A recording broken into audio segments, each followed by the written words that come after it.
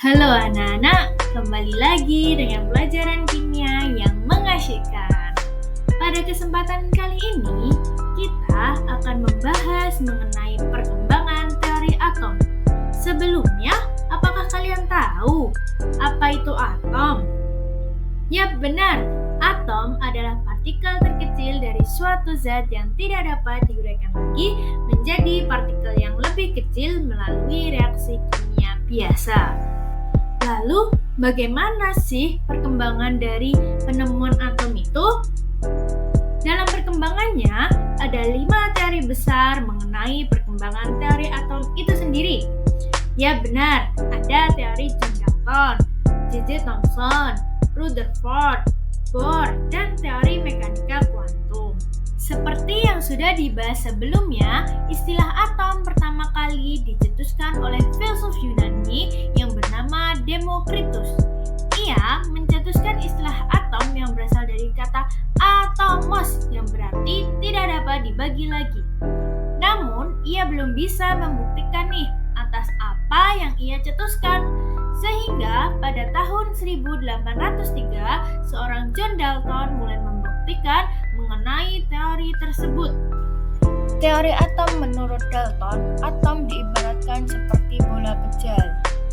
Ada beberapa postulat yang dicetuskan oleh John Dalton, yaitu yang pertama, materi tersusun atas sejumlah partikel kecil yang tidak dapat dibagi lagi yang biasa disebut dengan atom. Yang kedua, atom-atom suatu unsur memiliki sifat yang identik, baik secara volume, bentuk, maupun masanya, dan memiliki sifat yang berbeda dengan atom-atom penyusun unsur lain. Yang ketiga, dalam reaksi kimia terjadi penggabungan atau pemisahan atom.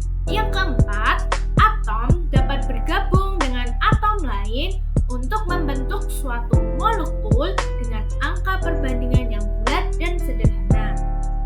Namun, dari postulat yang dicetuskan oleh John Dalton, terdapat kelemahan dari teori atom ini, yaitu Dalton tidak bisa menjelaskan terjadinya kelistrikan pada suatu benda. Sehingga J.J. Thomson melakukan penelitian. Penelitian J.J. Thomson ini dikenal dengan eksperimen tentang sinar katoda.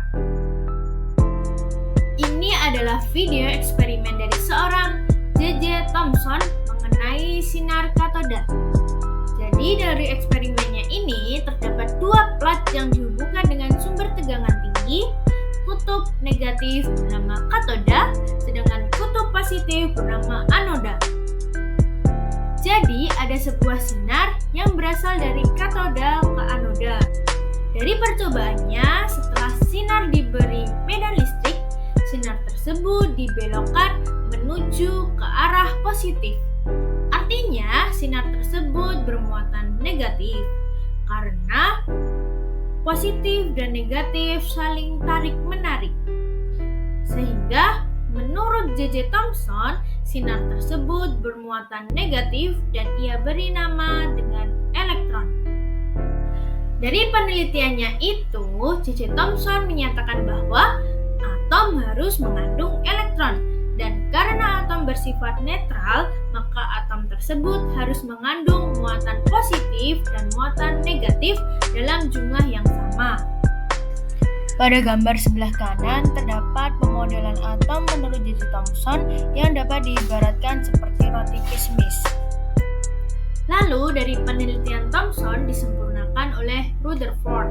Rutherford melakukan percobaan menggunakan seberkas sinar alfa, lempeng emas, dan layar seng-sulfida. Percobaan Rutherford didasarkan oleh sinar alfa, di mana partikel alfa yang bermuatan positif yang ditembakkan ke lempeng emas.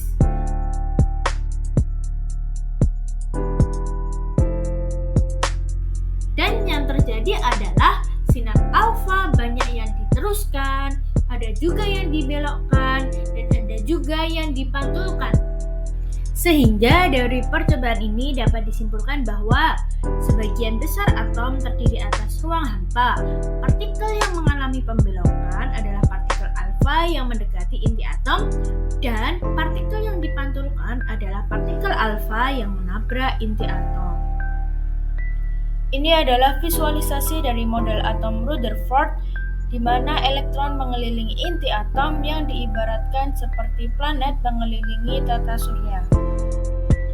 Dari percobaan tersebut, Rutherford menyampaikan postulatnya, yaitu 1. Atom tersusun atas inti atom yang bermuatan positif dan elektron-elektron yang bermuatan negatif. Yang kedua, sebagian besar volume atom merupakan ruang kosong yang masanya terpusat pada inti atom. Yang ketiga, oleh karena atom bersifat netral, maka jumlah muatan positif harus sama dengan jumlah muatan negatif.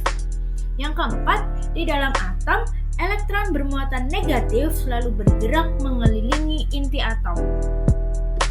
Karena elektron selalu bergerak mengelilingi inti atom, maka semakin lama energi pada elektron akan habis dan elektron akan jatuh ke inti atom.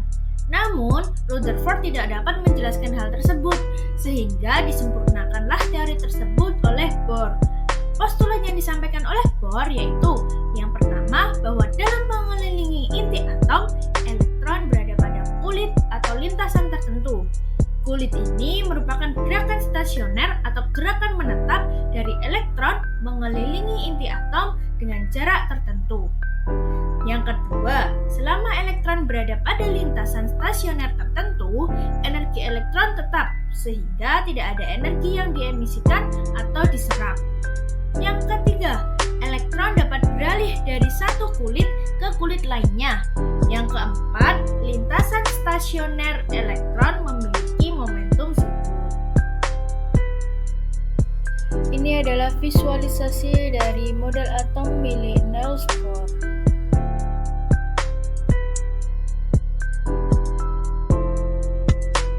Pada intinya, postulat Bohr menyatakan bahwa letak elektron sudah pasti, bahkan ia sudah dapat menghitung jarak dari inti atom dengan elektron, atau biasa disebut juga dengan jari-jari atom. Namun, ia hanya bisa menjelaskan untuk atom hidrogen saja.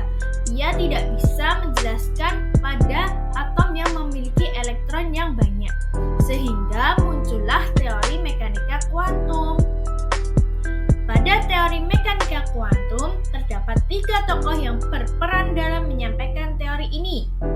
Yang pertama ada Louis de Broglie. Ia menyatakan mengenai dualisme sifat cahaya, yang artinya bahwa cahaya dapat berperilaku sebagai materi dan dapat berperilaku sebagai energi. Lalu Werner Heisenberg yang menyatakan tentang asas ketidakpastian mengenai letak suatu elektron, yaitu letak elektron tidak dapat ditentukan dengan pasti. Yang bisa ditentukan hanyalah kebolehjadian atau kemungkinan terbesar dari ditemukannya elektron yang biasa disebut dengan orbital. Tokoh yang ketiga adalah Schrödinger yang menemukan persamaan yang menyatakan gerakan elektron dalam mengelilingi inti yang ia hubungkan dengan sifat dualisme cahaya atau biasa disebut dengan bilangan kuantum. Jadi, teori mekanika kuantum menyatakan bahwa yang pertama, atom terdiri atas inti atom berupa proton dan neutron dan elektron yang mengelilingi inti atom pada orbital tertentu. Yang kedua, orbital adalah suatu ruang di sekitar inti yang merupakan tempat kebolehjadian atau peluang terbesar elektron ditemukan. Yang ketiga, kedudukan elektron di sekitar inti ditentukan dengan bilangan kuantum. Nah, itulah materi mengenai perkembangan teori atom. Seru bukan belajar kimia mengenai teori atom? Sekian materi hari ini, semoga kalian bisa memahami dengan baik ya. Selamat belajar dan tetap semangat.